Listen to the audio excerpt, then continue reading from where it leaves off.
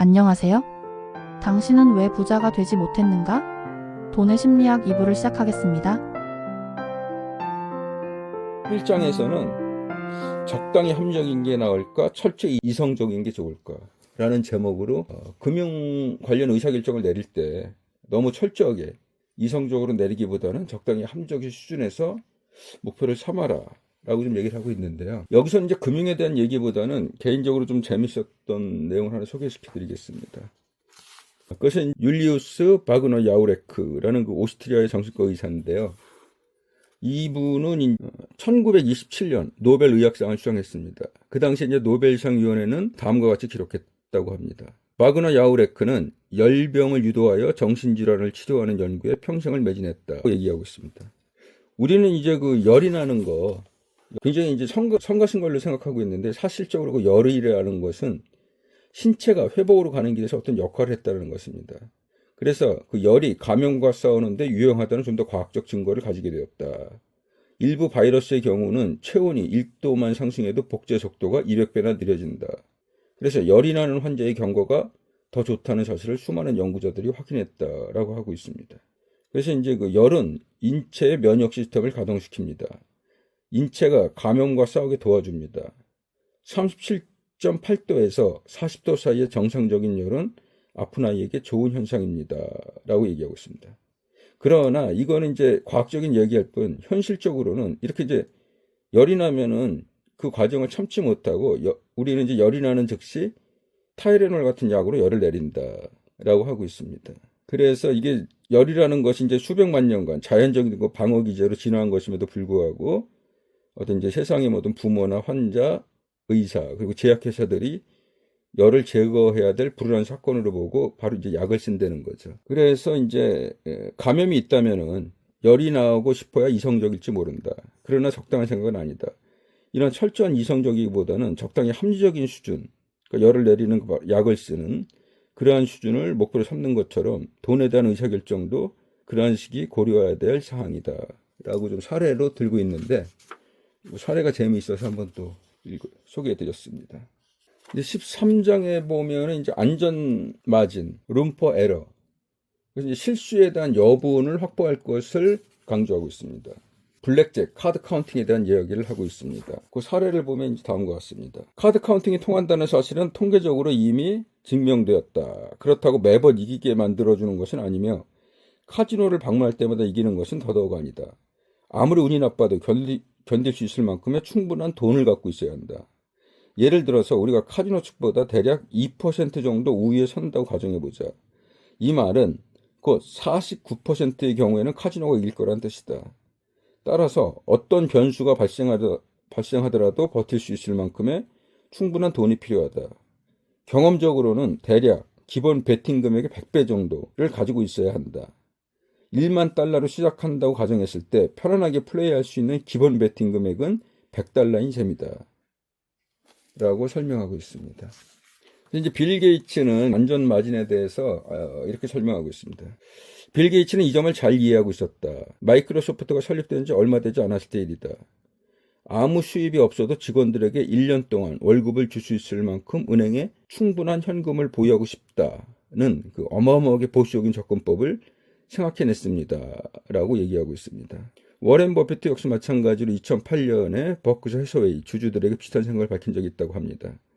저는 언제나 충분한 정도 이상의 현금을 가지고 버크셔 해서웨이를 경영하겠다고 신용평가기관과 나 자신에게 맹세해왔습니다 라고 얘기하고 있습니다.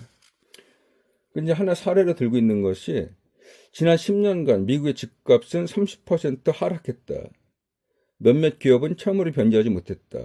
이게 자본주의다. 이런 일이 생긴다. 그래서 역시 이제 높은 레버리지, 그 대출을 사용하는 사람들은 여기에 대해 이중으로 망할 위험이 있다. 이들은 파산할 뿐만 아니라 그 파산으로 인해 기회가 왔을 때 다시 게임에 참석할 기회까지 잃는다 라고 얘기하고 있습니다. 그래서 이제 안전 마진의 확보의 중요성을 설명하고 있습니다. 그래서 이제 이런 일이 일어나지 않도록 하기 위해서 나는 나의 돈을 둘로 나누어 생각한다. 일정 부분은 리스크를 감수하고 또 다른 부분은 리스크를 아주 멀리한다 라고 하고 있습니다. 이런 식으로 나누어서 돈을 투자 관리하는 방법을 설명하고 있습니다. 이제 16장에서는 너와 나는 다른 게임을 하고 있다라고 하면서 그 투자자들이 서로 다른 목표와 시간 계획을 갖고 있기 때문에 그들이 보는 가격과 전략이 다르다라는 걸 설명하고 있습니다. 그러면서 이제 1990년대 닷컴 버블을 예로 들고 있습니다. 그 1999년 야후 주가를 보고 미쳤다. 도대체 매출의 몇 배야. 말도 안 되는 밸류에이션이었네라고 말할 수 있다. 그러나 1999년에 야후 주식을 보유하고 있던 많은 투자자들은 워낙에 시간을 짧게 보고 있었기 때문에 말도 안 되는 가격을 지불하는 것이 그들에게는 말이 되는 일이었다. 그들은 이제 데이 트레이더들이었죠. 이런 그 데이 트레이더들에게는 야후의 가격이 주당 5달러든 500달러든 그날의 주가가 움직이는 방향만 맞으면 원하는 것을 얻을 수 있었다라고 하고 있습니다. 그래서 일단 이제 그 단기 투자자들이 해당 자산의 가격이 계속 오를 거다라고 가정하는 것은 미친 생각이 아니다. 이들은 이제 무한히 오를 거라고 생각하는 게 아니고 그들이 필요로 하는 단기간만 오르면 된다라는 생각을 하고 있는 거죠. 그래서 그런 이제 어떠한 그 모멘텀이 단기 투자자들을 끌어들이는 것은 꽤나 합리적인 일이다. 이렇게 이제 단기 투자자들이 오게 되면은 본격적인 질주의 시기가 시작된다. 그래서 단기 수익률의 모멘텀이 충분히 많은 돈을 끌어들이면 대부분이 그전에 이제 장기 투자자였던 투자자들의 구성이 단기 투자자 위주로 옮겨가면서 이제 거품이 형성된다. 이 과정은 자체적으로 강화된다. 투자자들이 단기 수익률을 끌어올리면 더 많은 투자자가 모여든다. 그리고 머지않아 시장 가격을 결정하는 지배적 주체는 시간을 더 짧게 보는 투자자들이 된다. 그래서 그걸 거품이라는 것은 그 가치 상승에 대한 것이 아니다. 어떤 현상, 즉 더 많은 단기 투자자가 경기장에 입장하면서 투자 시간 지평이 줄어드는 현상의 징후일 뿐이다. 투자 후 매도하여 수익을 얻기까지 시간이 짧아진다는 뜻이다. 라고 거품에 대해서 설명을 하고 있습니다. 그래서 이제 중요한 것이 나와 다른 게임을 하는 사람들에게 휘둘리면 돈을 쓰는 방식이 바뀔 수 있다라는 것이고요. 여기서 알아야 될 건 다음과 같다. 돈과 관련해 가장 중요한 점은 그러니까 투자할 때 그 포인트죠.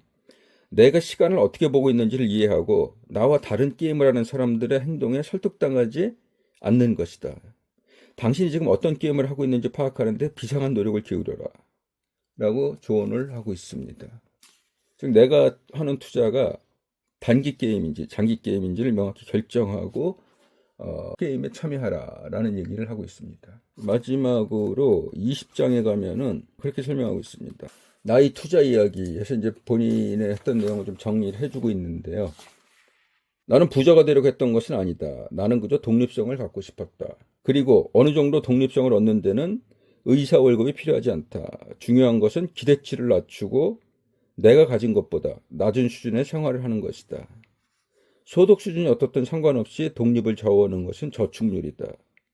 그리고 소득이 일정 수준 이상일 때 저축률을 좌우하는 것은 생활 양식에 대한 기대치를 낮추는 것이다. 라고 설명하고 있습니다. 그래서 이제 그 실제 내가 누릴 수 있는 것보다 낮은 수준의 생활 양식을 유지할 때의 그 두 번째 혜택은 주위 사람들에게 뒤처지면 안 된다는 끝없는 심리적 압박을 피할 수 있다는 점이다. 더 많은 것에 대한 욕구 없이 내 능력보다 낮은 수준에서 편안하게 살면 현대 선진국에서 사는 많은 이들이 굴복하고 마는 사회적 압박을 덜어낼 수 있다라고 설명하고 있습니다. 그래서 이제 진정한 성공이란 극심한 경쟁의 쳇바퀴에서 빠져나와 내 활동을 마음의 평화에 맞추는 것이다 라고 설명하고 있습니다. 그럼 이제 본인의 투자 전략을 좀 더 설명해주고 있는데요. 본인은 그렇게 하고 있다고 합니다. 우리 가족은 대부분의 재무 상담가들이 추천하는 것보다 자산 내 현금 비중을 높게 유지한다. 주택 가치를 제외한 자산의 20%쯤 된다. 이제 자산의 20% 정도는 이제 현금으로 유지한다라고 얘기하고 있고요. 그 이유는 이제 그렇게 얘기하고 있습니다. 내가 그렇게 하는 이유는 독립성에 있어서 현금이 산소 같은 존재이기 때문이다. 더 중요한 이유는 보유한 주식을 어쩔 수 없이 파는 일이 절대 없기를 바라기 때문이다. 큰 돈을 쓸 일이 생겨서 어쩔 수 없이 주식을 팔아야 하는 상황을 최대한 0에 가깝게 만들고 싶었다. 라고 얘기하고 있습니다. 투자 방법에 대해서는 그렇게 설명하고 있습니다. 투자에 대한 내 생각을 요약하면 이렇다. 모든 투자자는 자신의 목표를 달성할 확률이 가장 높은 전략을 골라야 한다. 그리고 내 생각에는 대부분의 저비용 인덱스 펀드에 정기적으로 일정 금액을 계속 투자해가는 전략이 장기적으로 성공할 확률이 가장 높을 것이다. 그렇다고 인덱스 펀드 투자가 늘 맞는다는 얘기는 아니다. 그러나 시장 수익률을 이기는 것은 당연히 어렵다. 성공 확률은 당연히 낮다. 그게 쉽다면 모두가 이제 그렇게 하겠죠. 그래서 시장 수익률을 이기려고 하는 사람들 다수가 실패한다는 사실은 놀랄 일이 아니다. 그렇기 때문에 그동안 나는 저비용 인덱스 펀드에 꾸준히 수십 년간 투자했고 돈이 혼자서 불어나게 내버려두면 우리 가족의 모든 경제적 목표를 달성할 확률이 높다는 생각을 하게 됐다. 이렇게 하게 된 데는 검소한 생활 양식이 큰 몫을 차지했다. 시장 수익률을 능가하려고 시도하는 데서 비롯되는 추가적인 리스크를 부담하지 않고도 목표를 달성할 수 있다면 굳이 그런 시도를 할 이유가 없다라고 설명하고 있습니다. 그렇기 때문에 나의 투자 전략은 투자 대상을 잘 선택하거나 다음번 경기 침체 시기를 잘 포착하는 것과는 상관없다. 그저 높은 저축률과 인내심, 세계 경제가 향후 수십 년간 가치를 창출할 거라는 낙관적인 시각에 의존한다. 투자를 위한 노력의 사실상 거의 전부를 이 세 가지를 생각하는 데 쏟고 있다. 특히 내가 통제할 수 있는 앞에 두 가지, 저축률과 인내심 말이다. 결국 이제 경제적인 그런 독립성을 달성하기 위해서 마지막으로 다음과 같은 내용을 다시 한번 반복해서 강조하고 있습니다.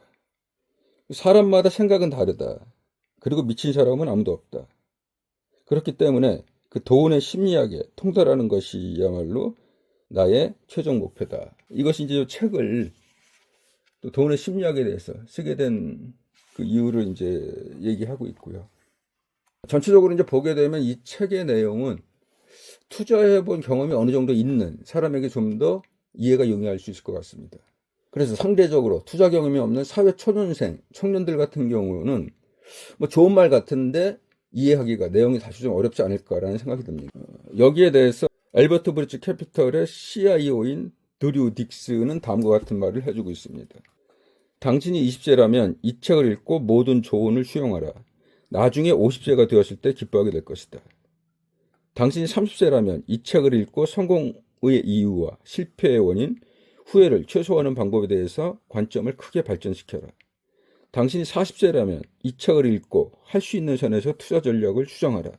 시간은 아직 충분히 남아있다. 당신이 50세 이상이라면 이 책을 읽고 당신이 더 잘할 수 있었던 일, 또 여전히 잘할 수 있는 일을 배우고 당신의 20세 아이에게 이 책을 선물하라 라고 이야기하고 있습니다. 이 드루딕슨의 조언이 이 책에 대해서 좀 성격을 잘 설명해 주고 있는 것 같습니다.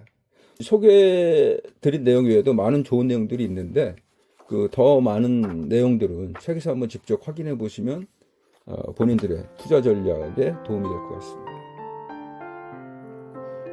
그럼 이상으로 모건 하우젤의 돈의 심리학에 대한 리뷰를 마치도록 하겠습니다. 들어주신 모든 분들께 감사드립니다.